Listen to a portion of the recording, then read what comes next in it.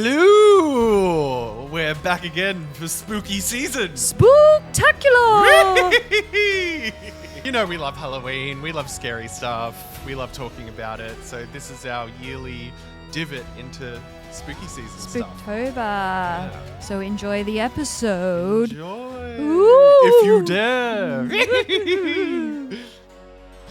What? Have you seen that girl? She's like a Maury puppet. What was that thing? She's just like, I'm gonna have 3 babies in the next 3 years. My baby's gonna have old designer brands, and if I can't afford it, then I guess I'm gonna steal it. It sounds very like She's like like bad 13. baby. Like, catch me outside. She's very bad bubby. Bad bubby. Bad bubby. She's a bad bubby. How about that? Why? Dr. Phil. And then she became like a rapper, Yeah. and then she turned 18. She got OnlyFans, And made now she was a millionaire. mint. Yeah. Like, good on her.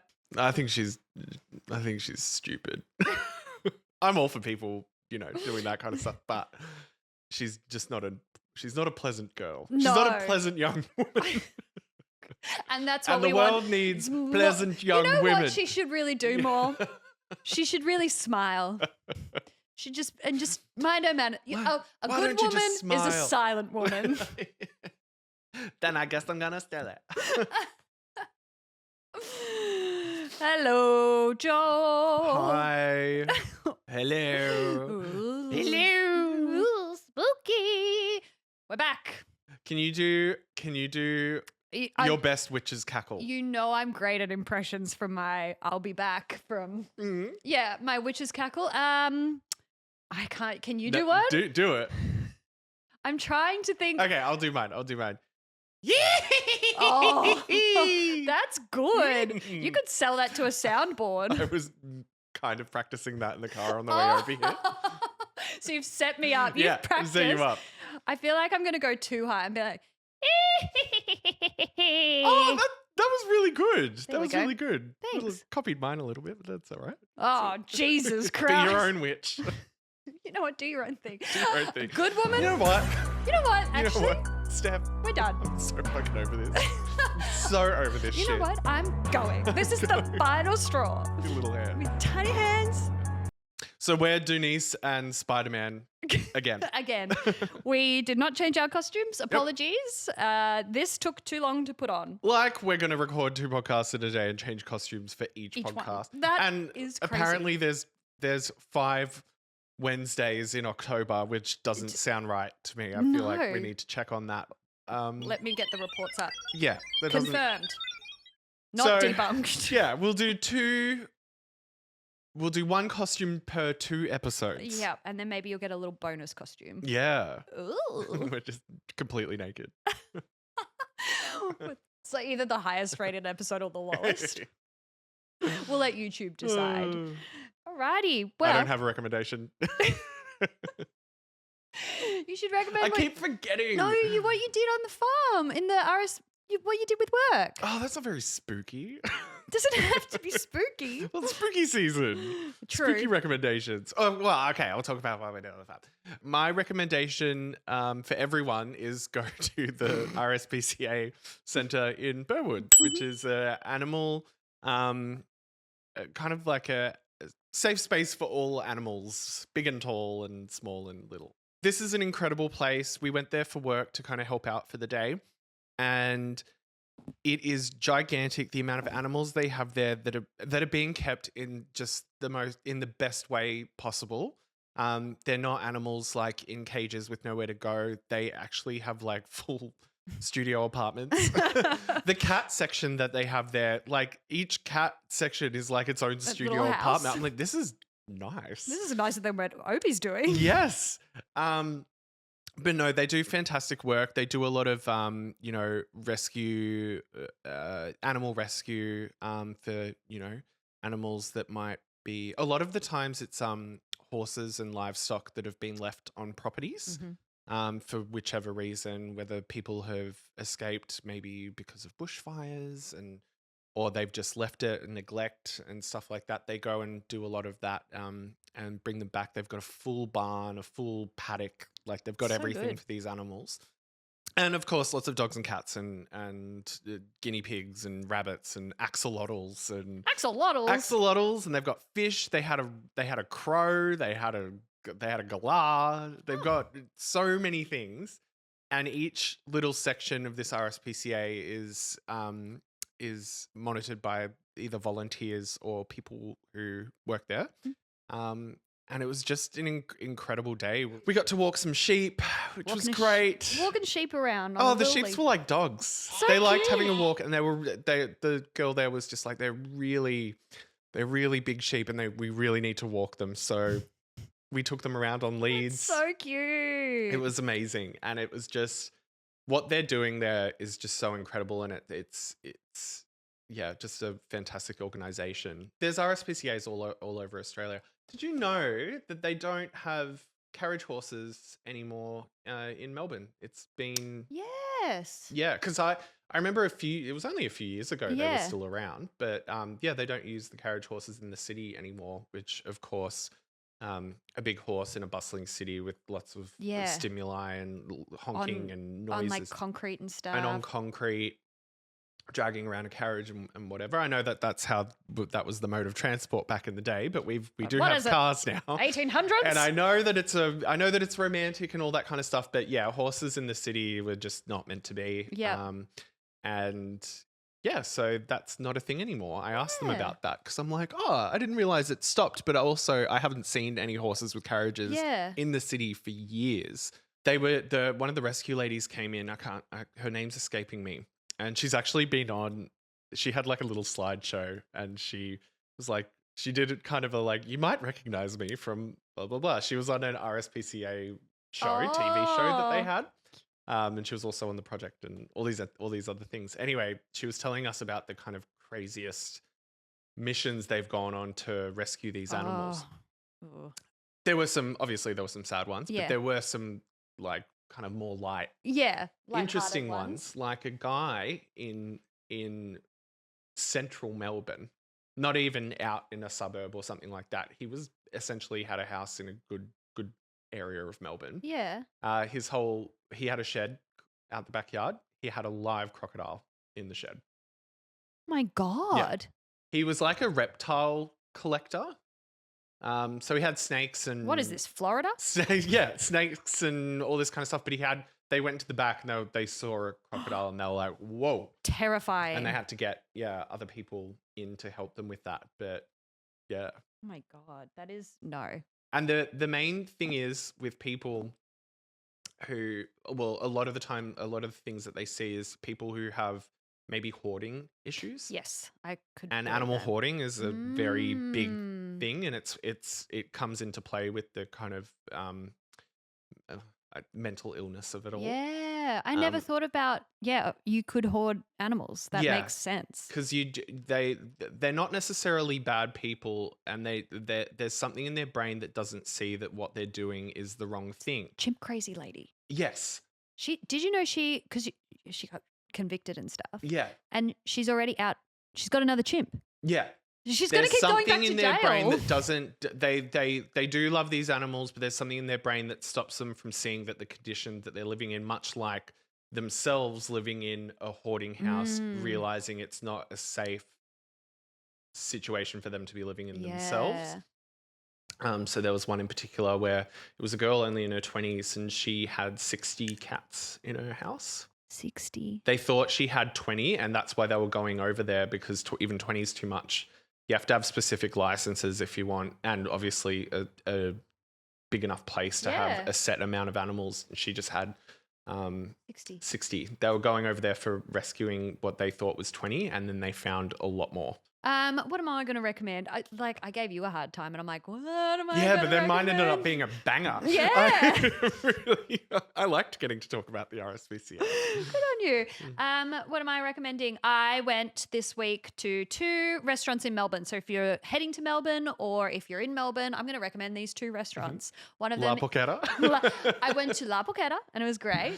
Oh, carbonara. So the first one is called Supernormal. It is in the city. It is 10 out of 10. If you've not been, treat yourself. What's the cuisine? What are we eating at We're Supernormal? eating modern Japanese fusion, I'd say. It's very delish. Yes. And bougie Japanese, like Nice. high end. Mm-hmm. Ton and Co, which is just off Chapel Street, which is specifically just katsu, pork katsu.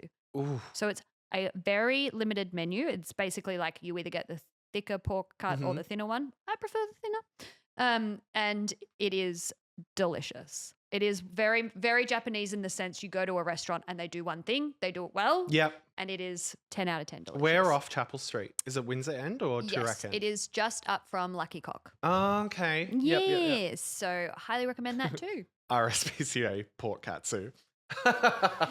You know what? I'm not a vegetarian. Anymore. You were for a very long time. Very long time. Morally, yes. Yes. Logically, yes. Meh. We'll go back to that one day. Delish. So yeah, treat yourself to a nice restaurant. While we were at Supernormal as well, I saw this this little lady and she'd taken herself out for dinner. Just Love that. solo. Love. So you don't have to wait for a group of people. No, you never do. Don't wait for people to go out for dinner with you. Take yourself out for a nice, peaceful meal. Yeah. I highly recommend it. It's very, my partner, he travels a lot for work and whatever, and every now and again, you just can't be fucked cooking and you want to get out of the house. It's really nice just to go, maybe take your headphones with you and just go and have a far. Yeah. And sit in the restaurant. Yeah, and there was it was good. People watch. Yeah, people watch. It was good at Supernormal because there's the bar seating, so you can watch them all preparing things and stuff like that. So you get amongst it. Yeah. You're not just sitting, but it's still go treat yourself. I think it's chic. I think it's chic going things by yourself. She seemed she seemed cool. Yeah. I was like, oh. I go to the movies by myself all the time, mainly because I'm a big horror fan, and a lot of the people that I surround myself with aren't horror fans, including Lachlan. So if there's something spooky, I'm taking myself to the movies. And a lot of the time, maybe the only one in the cinema or there's another one. Because I go at weird session times. So I'll go to the Sunday morning session of Conjuring. Yeah. And I'm just I'm the only one there. This is all me up in here. Have you seen the new Conjuring? No, I haven't. Is it out yet? Yes. Yeah. I heard it's good. Is this the last one they're doing? They say that, but this is going to make a bunch of money, and then they'll have a break, and then 3 years from now they'll have a new one. They'll probably just reboot the first one again. Well, speaking of horror, Joel, dun dun dun. Are you going to commit to the tiny hands the whole time? I don't know. See how I'm about to pick up Kenzo, so probably not. There you go. You also look a bit like Baby Jane, whatever happened to Baby Jane. Yeah, or when Jimbo did Shelley Temple. Shelley Temple. I feel like the sister of Shirley Temple who was down a well for too long. Well girl. Well girl. She's not well girl. We don't talk about Shirley's sister. Sometimes comes out for Thanksgiving. Sometimes. Sometimes. That would be an excellent horror movie I'd watch. Shirley's Sister. By Blumhouse. Alrighty, Joel. We're going to talk today about queer horror history. Fierce. Work, hunty boots. I've got to put these tiny hands down for a few minutes. They lasted 5 seconds. I know. I've got to get myself settled. Queer horror. Oh, the queer experience. Talk about horror. Oh my God. I've lived it, honey. When we sit down to hear, read, or watch a horror story, we do so because we want to feel queer. Yeah. To feel Sorry. the fear. That feeling in your chest that blooms and grows until the climax where the pit in your stomach disapparates. The jump scare is what keeps people going to the cinema to see these scary characters. Horror is for everyone. However, for queer people, there is a deeper love, and probably because there's a deeper meaning. When a queer person watches horror, they don't see themselves as the townspeople fighting the monster. They may see themselves as the monster who is being ostracized, misread, and punished for just refusing to fit into societal norms. Okay, work. I knew I saw myself in Leatherface. It's like they were talking about how, is it Nightmare on Elm Street 2 is so just homoerotic. Oh yeah. A lot of them are, especially the trashy sequels of things, often lean a lot into just let's make it sexy. Yeah, let's make this a little bit gay and a little bit sexy. Yeah. There is no wonder that horror became a queer home. From the start, queer writers, directors, and performers poured their lived experience into the genre's bones. the stories of horror weren't just adapted by us, but shaped by us. Mm-hmm. Ooh! So today... That's right, Mama. Tiny claps every Yeah. time. So today, Joel, we're going to take a tour and look at horror through a queer lens, and we're going to go all the way back to the start. Nice. I love this. Okay. So, do you know who created the genre of horror and science fiction, or where it all began? Both? Was it both by one person? Yes. I thought it was going to be like Bram Stoker. Ooh, we're close, but it's a little bit before that. No, couldn't tell you. She's known as the mother of modern horror, but in the 1800s, Mary Bathery. Shelley? Mary Shelley. Mary Bathery is the lady who bathed in people's blood. I think she just was scary. I think she might have just been a serial killer. They called her they called her, and I think that's where Bloody Mary came from. They called her like a vampire lady because she used to bathe in people's blood. I don't know if she was real or if she was made up by someone. Continue. Sorry.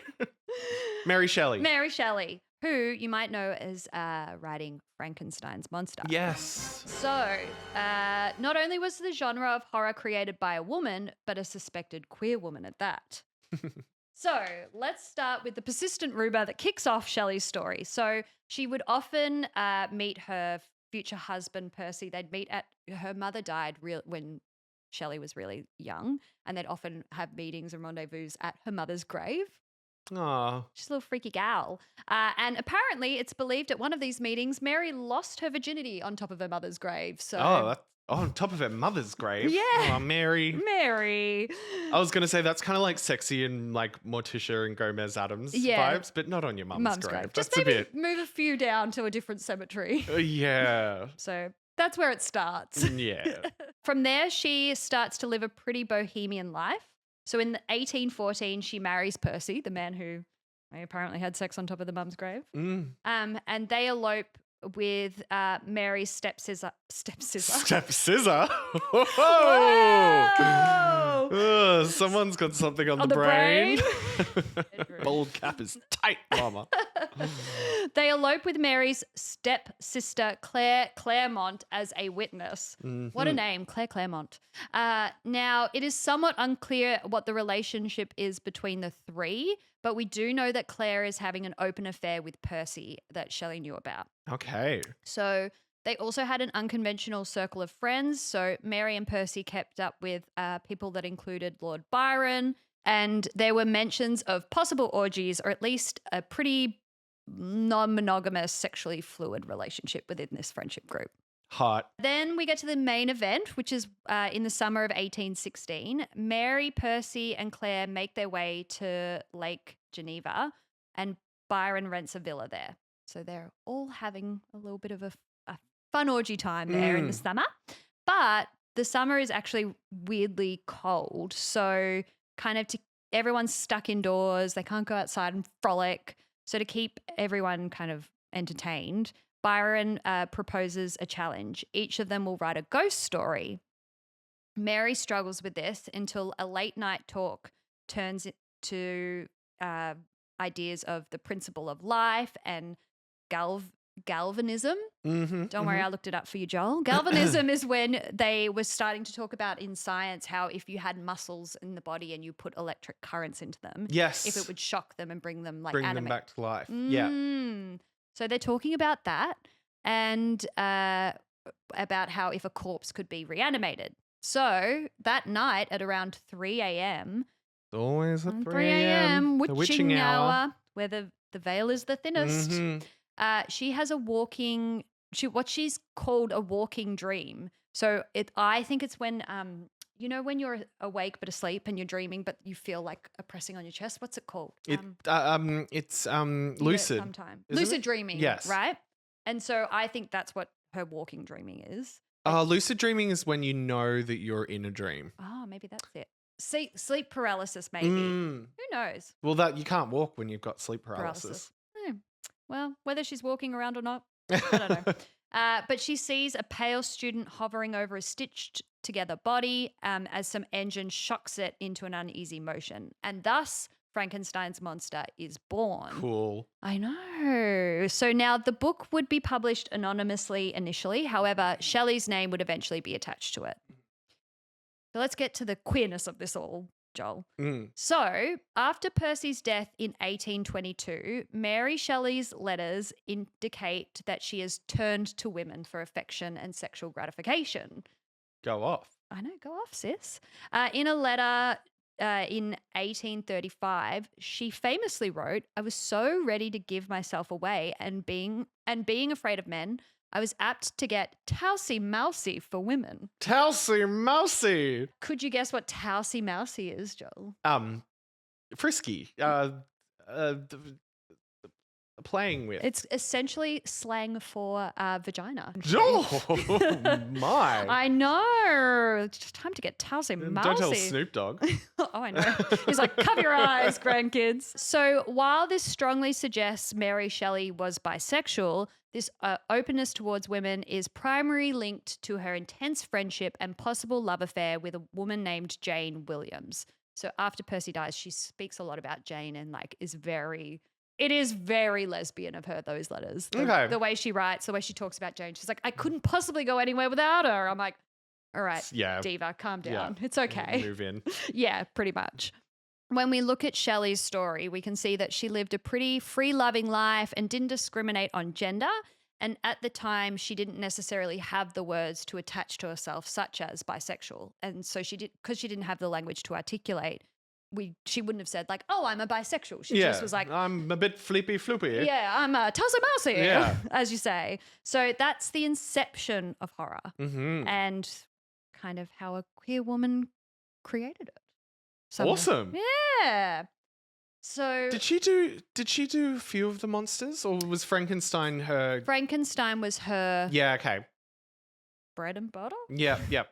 I don't think. God, imagine inventing Frankenstein. And that is crazy. Everyone in the world knows about Frankenstein. Everyone. This is monster. I know when you get tricked and they're like, it's not the monster. Yeah. But yeah, imagine being able to conceive of that and then the world just going like, imagine creating a genre. Yeah, it's like creating Dracula. Yeah. Yeah. Dracula. Creating mummies. The mummies were real. Mummies were real. Oh my God, that's so crazy when you think about it. Because like you think about all the universal monsters. Yeah. Right? You got your Wolfman, your Dracula, your Frankenstein's monster. Mummies are the only divas who like were actually a thing. Yeah. Yeah. Isn't that crazy? That is crazy. Yeah. And makes it more believable. Yeah. I think. I mean, it's this person with bandages on. Bandages. Ghost bandage. Now, Joel, when you hear the word Oscar Wilde, what's the first thing that comes to mind? The Raven. That is who's the Raven? That's the other guy who's Poe, Edgar Allan Poe. Sorry, no. Oscar Wilde. Oh, I went and saw a ballet about Oscar Wilde. About his life. Because they were dancing the story. It was a bit hard for me.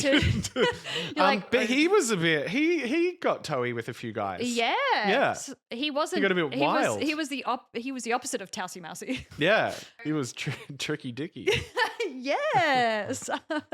So Oscar Wilde's contribution to the genre of horror is unmistakably queer. In the picture of Dorian Gray. Yes, that's it. So he created a piece of classic Gothic horror fiction, a magical portrait that ages and blemished, reflecting the decay of Dorian Gray's soul as he indulges in dark desires. This is a bit of a social commentary and critiques society's double standards about masked private lives. So what you show on the outside versus the inside, blah, blah, blah, blah, blah. Now, to some, this might look like just double lives we lead as average people. However, when we look at this through the lens in which it was written, we can see the clear queer tones and story. So, Oscar Wilde was a flamboyant character from the start. He built a public persona that the press couldn't resist because he was aesthetically dandy and he was, he was quick-witted. and he became like the epitome of what we would think of as a stereotypical gay man. Queenie. He was Queenie. Yeah. He was very Queenie. And I also like that his name's Wild, so I just get to be Yeah. like, Wild. Wild was married to a woman, but after the birth of their son, the marriage kind of died. He consummated the marriage. He went the full tilt. He went the full tilt. He's not a gold star. Good on him. Yeah. But yeah, she had the kid and they were kind of just like living separate lives after that. Because of this, he moved kind of in London's homosexual underground, and friendships often tipped into affairs, and everyone kind of knew like if this group of people was gay. Yeah. But no one said anything. They're at GAY. This is where he meets probably his friend and then I guess his most, torrid love affair with a man named Lord Alfred Douglas. Yes, I think he was in the ballet. I imagine he would be. Wilde was infatuated with Douglas and often spent lavish amounts of money caring for him and entertaining him and like keeping him on the line because apparently he was quite handsome and, you know, that kind of thing. So he was spending all of the money he probably should have been giving his wife and child. So the problem with that is Lord Alfred's father called it's like he left a bit of a calling card accusing Wilde of posing sodomite. That's what in quotations. Yeah, the old right? school. Yeah. Yeah. So he was said like, and he sent this kind of calling card while he was at the club, so kind of everyone around him kind of heard about it. So essentially, he's calling out Wilde for being gay publicly. Yeah. Against almost everyone's advice, but Douglas's, Lord Alfred's. Which would you prefer me to call him? It doesn't matter. Lord Alfred's. I feel like we should call him Lord Alfred. Lord Alfred. So Lord Douglas. Douglas just takes away the grandiose of it all. Yeah. So Lord Alfred's father's gone, that man who's sleeping with my son, he's a gay man. And Lord Alfred has gone, no, you shouldn't let him say that to you. Like, he's like, everyone else is like, don't say anything, just let it pass. And he's like, no, I think you should say something. I think you should do something about this. So Wilde sued his father for defamation, which was the worst move he could have possibly made because in order to win, Lord Alfred's father only had to prove that the charge was, in quotes, true in substance and in fact. So it only had to really be... How do you prove such a thing? Yeah, so he didn't have to be like the things that I called you have to be like literally they don't have true. Cameras back then. Well, so what he did to win was he got witnesses and detectives and found a paper trail of all of Wilde's habits. Like it wasn't like Wilde was trying to hide what he was doing. He was pretty open about it all. So it didn't take much to be like, pretty sure you're gay, mate. Like, look at this. The problem with that is, because there's a lot of problems with that. Yeah, there's a lot of problems with that. He got acquitted of the defamation trial. So he didn't win. Wilde's kind of like, I'm going to pull out of this. This is actually, I fucked up here. Yeah. I should never have bought Getting this a bit too crazy.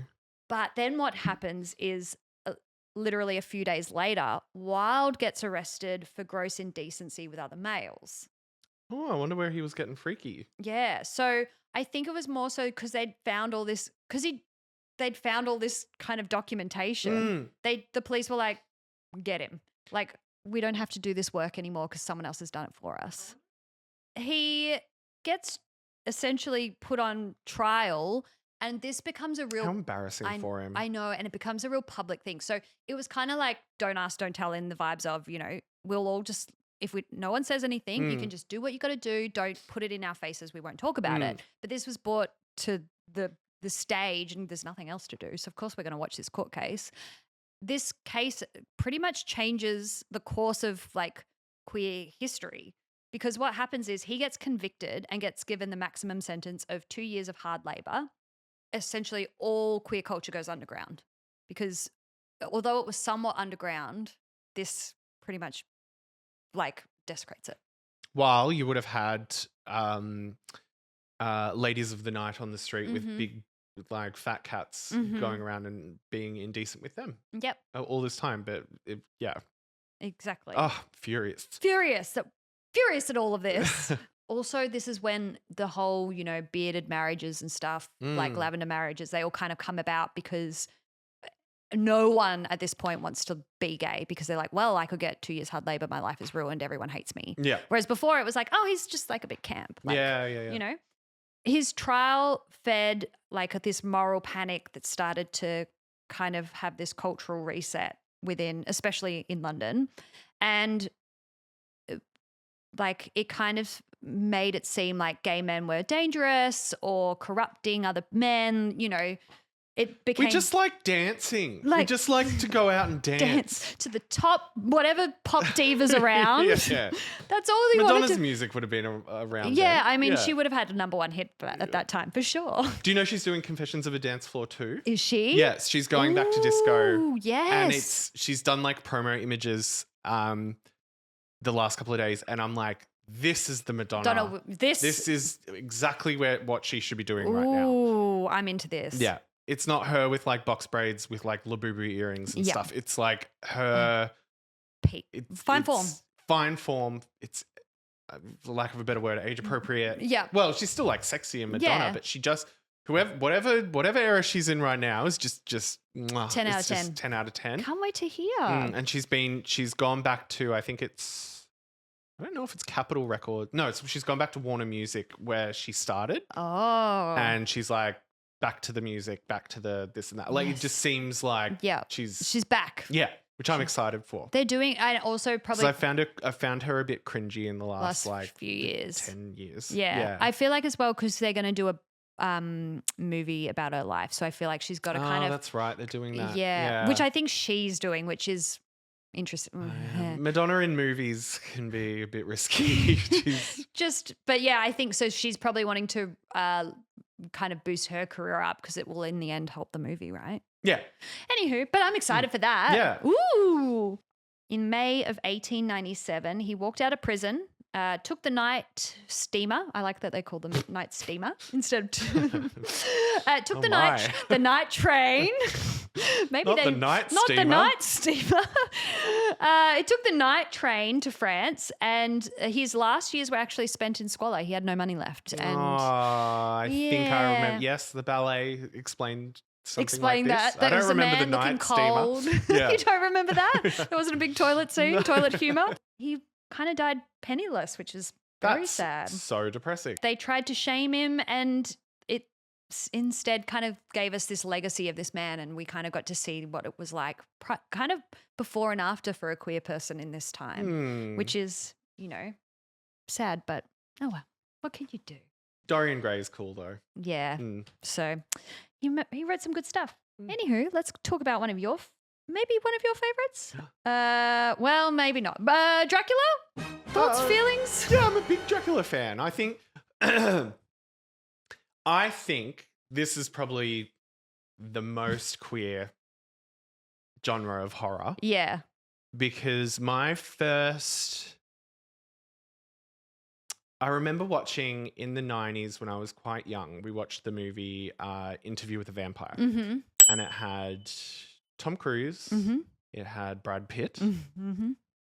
Probably some other hot guys in there. Yep. And it was the first time I remember being like, so they're sucking on each other's necks and stuff. Mm-hmm. And I remember being like, ooh, this is hot. Yeah. And I think that was my first kind of, one of the first, besides me like undressing my Action Man dolls. That was one of my first memories of being like, okay, whatever I'm seeing right now, I've got funny feelings about. Yeah. And it's always very queer. Yeah. It's camp. very seductive. It's very camp. It's very you can either go one glamorous. Yeah. There's jewelry and capes. Glamorous and it's dark and sexy and seductive and yeah. Is it Bram or Bram? Bram Stoker. Bram Stoker. He was around when Oscar Wilde was getting persecuted, essentially. Mm-hmm. And what happens is that when someone gets arrested for, and trialed and convicted of sodomy, The gay scene moves underground, and this is where one of the campiest villains is born, which is Dracula. Blah. Blah. So let's start with the text that is Dracula. So it's obviously about, man sucking women and men's throats for blood. Well said. Man sucking men's oh, and women's throats for blood. Yeah. I wrote something more and I was like, no, I'm not going to say that. Probably should have. Do you want to read what I actually wrote for Dracula? And not just sucking on titties. Like Sucking on titties. The plot is stalking, biting, chasing, draining, desire everywhere. Oh, that's Much good. better. Sucking on necks of ladies and men. Scholars have long read the novel's pulse as homoerotic. It's the perfect queer riddle for an era that criminalized what it couldn't name. But we've got to layer in Bram Stoker's own life, his rapt devotion to actor Henry Irving, a famously intimate letter to Walt Whitman, and in fact he How do I know that name? Walt Whitman. He was a poet. Yeah, maybe. And the fact that he began writing Dracula in the shadow of Oscar Wilde's conviction. So you get a book that's humming with coded want, fear that and want and fear and what awaits you in the night. Woo. At no point did Bram Stoker ever say he was gay. And in fact, he really swung the other way when the whole conviction went down with Oscar Wilde, married a woman, that kind of thing. Yeah. So overcompensating. Yeah, very much so. But it does seem like there's probably a little bit of things there that we could, look into. And then we look at what culture does with Dracula. So on screen, he evolves from kind of like this cautionary monster into kind of this camp character, which we've already spoken about. The queer audiences obviously love it because it's, excessive and, relatable and all that kind of stuff. So let's talk about the Dracula to Nosferatu pipeline. Oh, yeah. And kind of how it's just essentially Dracula fan fiction. Nosferatu was like, the movie that just came out was like pretty damn horny, I must admit. And he, like, for some reason, because he's such a big, scary, spooky monster, but for some reason I was kind of like turned on by him. Yeah. Well, that might have been by design. Yeah. Here's kind of the quick Nosferatu timeline. The movie came out originally in 1922 and it was a Dracula ripoff. However, Prana Film, they never got the rights to Dracula, so they just kind of changed it a little bit. Gotcha. So Dracula was no longer Dracula, it became Count Orlok. Yep. London kind of shifted from London to Germany, and names kind of shuffled around, things were slightly changed. But essentially it is Dracula. Yeah. I also think they might have played into more of the mythology of not Dracula, but the mythology of all of that. My brain's leaving my head. It's just see it like drifting out. But I find that interesting because Nosferatu, like there is mythology of kind of vampires and stuff like that, but not vampires as we know them. There was like ritualistic things that happened. My brain keeps going to Bosnia, but I don't think it's Bosnia. I think it's like, I'm not too sure. It's where it's set in the Nosferatu movie. But there are accounts of things like that kind of happening. Yeah. And I'm wondering whether Nosferatu kind of refers to the main kind of real life origins of story, it, yeah, as opposed to a fantastical thing that someone kind of made up out of the blue. Yeah. Well, I think, they probably pulled from that and then they pulled from Dracula. And then thus because it was like a popular thing. Yeah. Yeah. Very much so. So 1922, the original Nosferatu comes out, and it's actually directed by a man named F.W. Budapest, I think. Budapest? I think. Yeah. Well, you know what? Google. We'll have to Google at some point. So the director of the original was actually openly gay, and on screen he really wanted to portray Count Orlok as the other, and kind of, he saw himself in that in society. Frankie Grande audition. Just like comes out, ta ta ta ta ta, leering over the bed. Do you know who my sister is? Don't you know who I am? just does one of these ones with his. Yeah. You know what? The hair has not changed at all. That kind of does is we go, all right, well, that really puts a queer lens on the whole thing. Interestingly, because so at this point, Bram Stoker has passed away, but his wife is still alive, and they actually sue the film company that created Nosferatu, and they actually win and have to damage and destroy all of the like film prints and negatives and all that kind of stuff. Yes.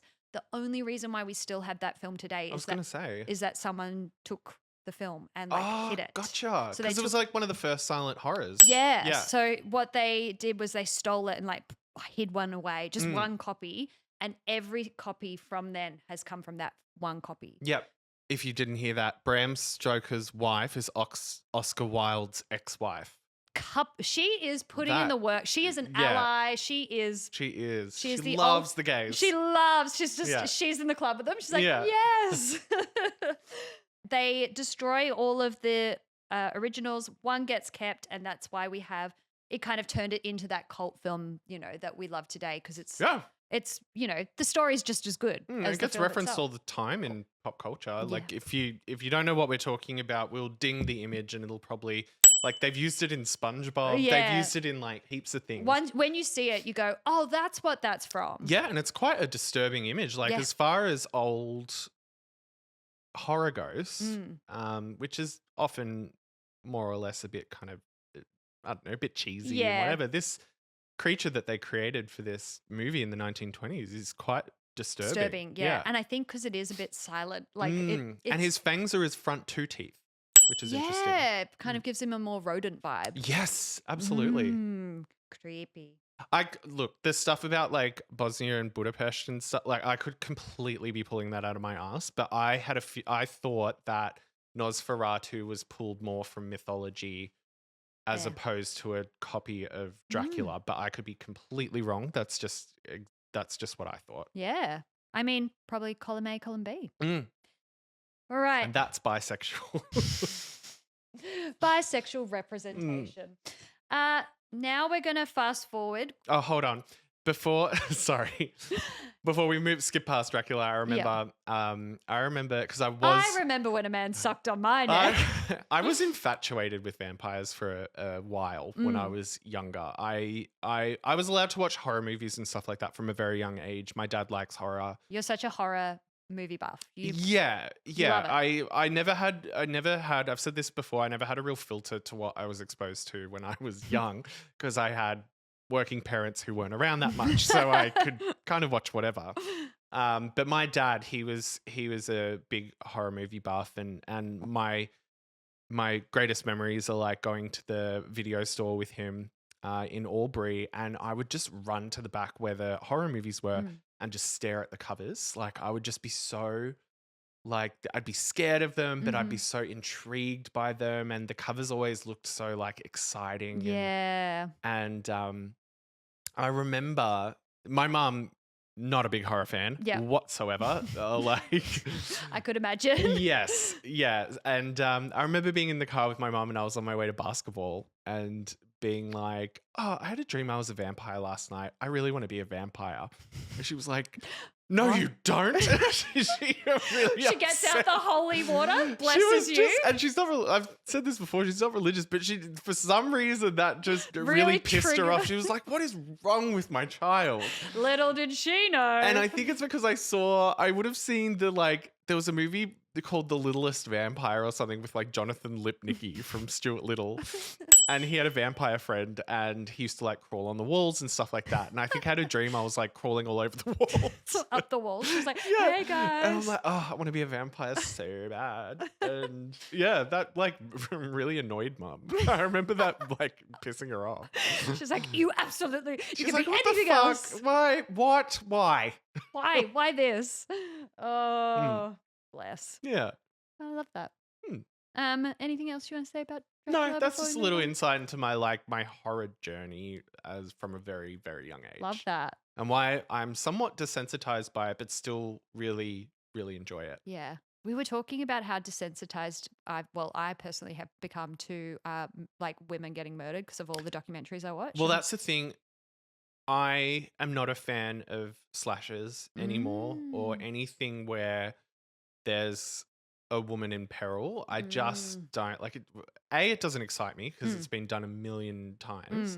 And B, like, I just don't, I just, in the past, however many years, it's not something I want to enjoy to watch. There's enough scary shit happening in the world. Right now where that kind of thing isn't like just a fantasy anymore. Like that kind of stuff actually happens. And yeah, I'm just not a fan of, like, I've never really been that big of a fan of the Scream movies. Oh, see, I love the Scream movies. I like Scream 3 because it's really campy and cheesy, but I just, stabby, blood splatter, Have you gone back not and my vibe. watched the first one in the past? I've seen it many times. Many times. Like, it is still quite, because it's quite camp, really, the whole thing. I remember I would have been about 7 when I saw that on the upstairs TV at my house on Rose Street in Albury.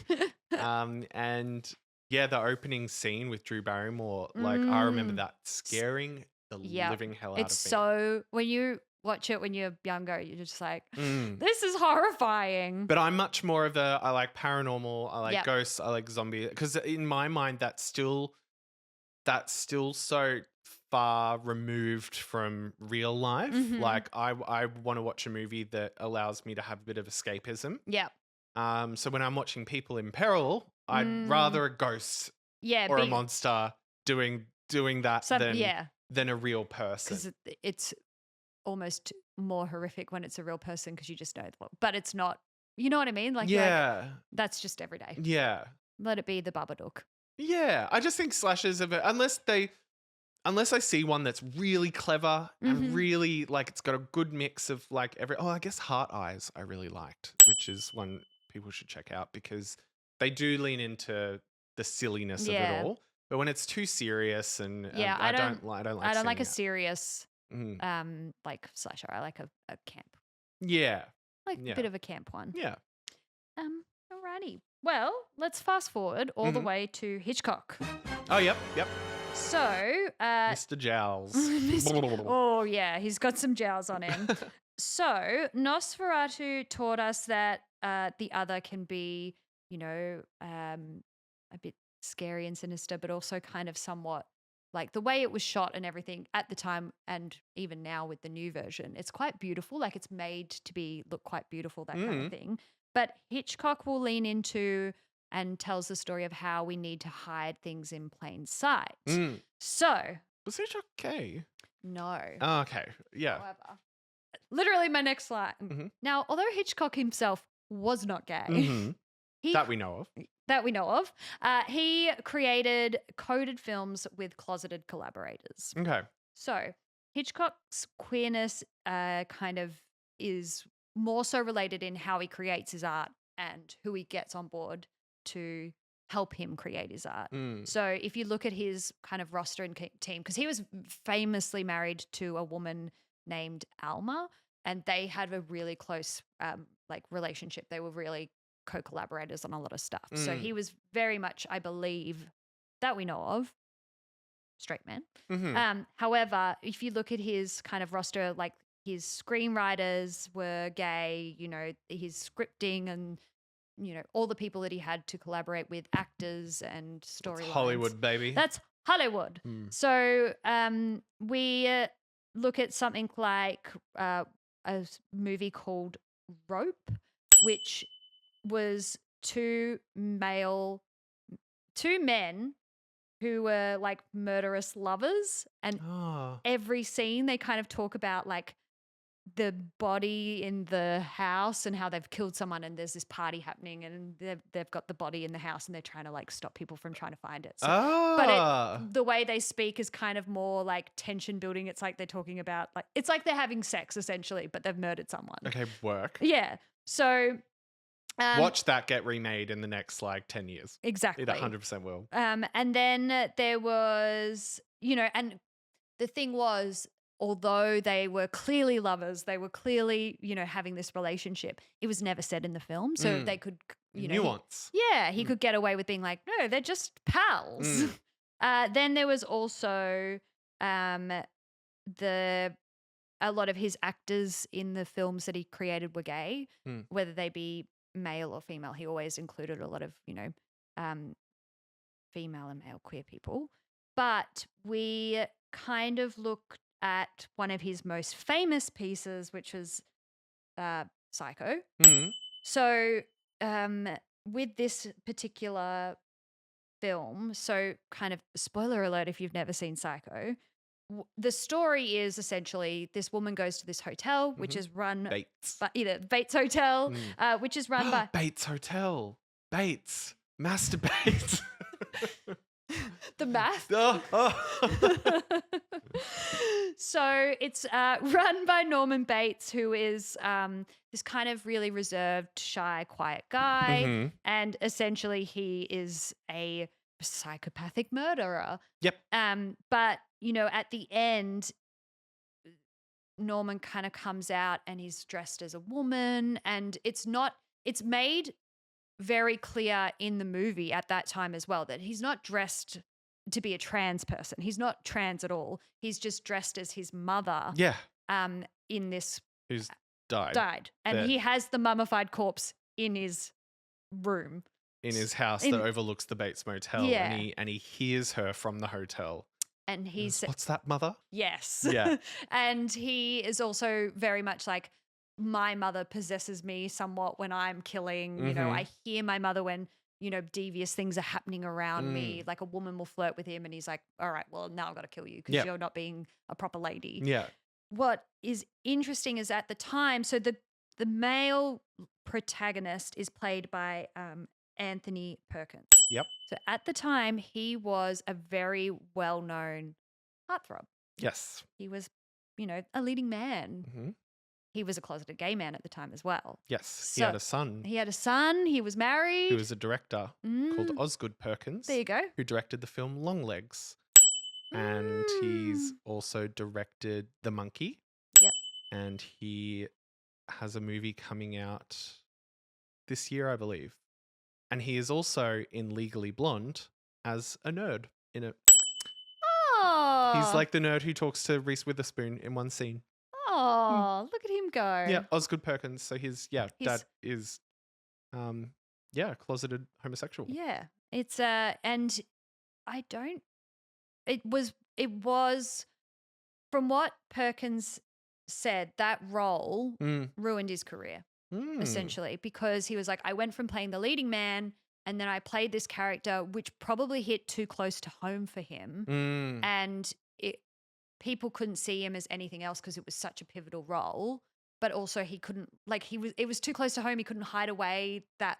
But isn't it funny, like now actors would like scramble for a role like that, especially like comedic actors or like maybe heartthrobs who've been doing these like, Hollywood blockbustery movies, and then they want to do that pivot. Deep dark, the Timothy Chalamet, he would, run for that, he was like, it ruined everything. I think he knows that it was one of his greatest performances, but at what cost? Joel? Then we talk about why Hitchcock had to hide everything in plain sight and why everything was always an undertone and not quite, you could never say things were openly gay, blah, blah, blah, blah, blah. Have you ever heard of the Hays Code, Joel? No. Okay. So there is a lot of tropes in films that we often associate with gay characters, and there is a reason for that because there was an actual rule that started in March of 1930, and it was called the Hays Code, and I never knew about this. I found out about this and I went, this makes so much sense. So, started in 1930. It had strict rules that prohibited the direct depiction of any kind of homosexuality in film. So it said that there couldn't be they named homosexuality as sex perversion. So you couldn't have any suggestion of same-sex relationships. Sex or romance was ruled out as it was kind of ruled as perverted. I'm doing quote unquote I know, these. real quote hands with your tiny hands. And it was very clear that if someone portrayed devious traits, this wasn't necessarily in context with, but if someone portrayed devious traits, which being a homosexual was, they had to die in the film Okay. or piece of media. Depictions of homosexuality, filmmakers had to then find subtle ways to kind of include these characters as, openly queer without acknowledging that they were queer at all. And this is where we get the practice known as queer coding. Mm-hmm. So queer coding comes from this Hays Code thing coming Gotcha. about. So you also have this creation unintentionally of the dead queer trope. So that you often think like, especially like it's always the lesbian never gets a happy ending, the gay is always killed, or the virgin who has sex gets killed in the film. Yes. It all comes from the Hays Code because if you're doing something devious, you have to be killed by the end of that thing. Ah, gotcha. So if it was any kind of perverse or illicit behavior. So yeah, if you had sex and you were unmarried, killed. Yeah. If you were gay, killed. If you're a lesbian, you're not getting that happy ending. Yeah, wow. I didn't know. I was like, oh my God, that trope didn't exist because we just kind of replicated it over and over. There was literal rules. Yeah. Yeah. That rule lasted in film until 1968. And honestly, I think people were still kind of adhering to that even after the fact because movies like Halloween and all that kind of stuff, those movies that were coming out around that time in the horror boom of like maybe the 80s, late 70s, early 80s, still had the tropes of the virgin the people who have sex in the slasher movie will get killed. The virgin is the final girl. Yep. Yeah, a lot of those tropes, maybe it was a bit tongue-in-cheek, like that they were adhering to that rule still. Because even up until like, I Know What You Did Last Summer, Julie James is the final girl. She's the one who won't go steady with Freddie Prinze Jr.'s character, Ray. She's not ready. But Sarah Michelle Gellar and Ryan Philippe, who are quite like the horny couple together, obviously they get murdered in the film.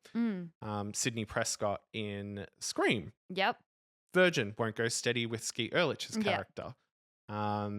Whereas all of her horny friends get killed. And that's the trope, so because of these rules, it became the trope and then the trope just continued. Yeah. So there is essentially over 38 years of queer people being erased from films and then being depicted as monsters. So if you think about that, that's 38 years of film that just has this kind of, I don't know. I'd never thought of it. And I went, the Hays Code, it started. But also we're still not seeing a lot of queer representation in film these days unless we're like the sassy waiter or the, or it's just the sassy person, the sassy friend, the sassy waiter, the quick-witted Jack from Will and Grace character who gets plunked into movies. But what was interesting that I've noticed recently, like there was a movie called Knock at the Cabin, which was an M. Night Shyamalan movie. And the protagonists of the film are a gay couple who have an adopted daughter. And I was like, okay, that's great. And it's so not even, it's not focused on in that movie. It's just played out like a regular movie. Yeah. They just so happen to be gay. The bad people in it aren't doing it because there was a bit of a here and there, but the whole crux of it is that they're not doing it because they're a gay couple who have kids. Also in the movie Weapons, there's a gay couple in it who are just known throughout the town. They're just gay and whatever, and then they meet this witch lady, and the witch doesn't give a shit if they're gay. She's like, in fact, she's prefer like, I'm including everyone here. You two are gonna die. Like, So I am liking that we're kind of being kind of injected into horror in a way that's like not in a way where we're treated like other characters, essentially. Yeah. So there you go. That's where it all comes from and stems from. Yeah. So fascinating. Fascinating. But yeah, we unfortunately don't have time to unpack the whole pantheon of like Elvira. Yeah, this one's going on for ages. I'm so sorry. We can maybe we might jump back into this. We might jump back into, because horror and like all of it, I know you're so passionate about it. Like we've got things like Elvira, there's, which is also something like which isn't technically horror, but it's Rocky Horror Picture Show and how that kind Yes. of, became a big thing. You've got the writers of Scream, Mhm. The Craft, and Chucky as well. Yeah. Oh my God, Carpenter? No, that John Carpenter's Halloween, the writer of Scream. John Williams?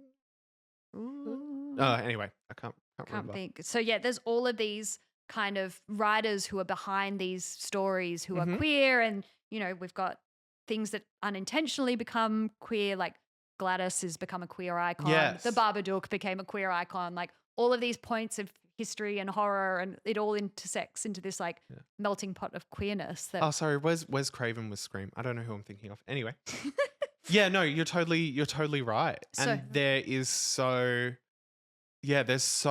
a weird. I've always wanted to kind of discuss this in like what is that weird kind of unspoken attraction and fascination with queer people and horror. And I think we're starting to we're starting to scratch the into it. surface Yeah. here. But yeah, in saying that, a lot of my friends aren't big horror buffs, but I do have a couple of close queer friends who do really like horror. Like my best friend Jeff, him and I are obsessed with horror. We've got different tastes, but yeah, we both love it. But even there's a lot of queer communities on Twitter and whatever that are really horror based as well. Yeah, there's some kind of, like you said, it's like maybe we do see ourselves as the outsider. Maybe we do see ourselves kind of a bit of ourselves in the bad guy in it, but yeah, there's always something there. I find it very, very fascinating. Very interesting. It's kind of like nice to be able to, there's always going to be great representations and not so great representations of, queer people in media and stuff. Yeah. And I think that this genre is probably a little bit more ahead than maybe some others, just purely for the fact that it seems that queer people have been writing these stories for a lot longer and putting themselves in these stories. And we don't always have to be the sassy waiter or the quirky office assistant or the like lesbian soccer coach or like just those kinds the Jane of Lynch of it all. Yeah, the Jane Lynch vibe. Yeah, there's ways to integrate us into film that we're now seeing where we're kind of being treated as. Yeah. And it's also like eventually we will be able to see trans characters in films. Like we're not there yet as much either. Hunter Schafer is in a brilliant horror. Well, it wasn't my taste, but I know a lot of people do like it in a quite a surreal horror called Cuckoo, which came out last year, and she did amazing in it. I just didn't really like the premise that much, but other people really liked that movie. Oh, there you go. But we are seeing, we're seeing it happen. We're seeing it happen. So yeah, that is something that I think queer people sometimes forget, and we should maybe talk about a bit more. Is just like we should. I could talk about this topic for another like 3 episodes. Love it. Honestly, Sign you up. We can keep going. We can actually. Let's just sit down and keep talking. Not now because my voice is starting to hurt, but next time we can jump back in. Yeah, definitely. I think there's much more to cover. Yeah, much more. But I was like, I'll give you the starting point. Yeah. And talk about the Hays Code because that was fascinating. I never knew, and I went, this is where we get this.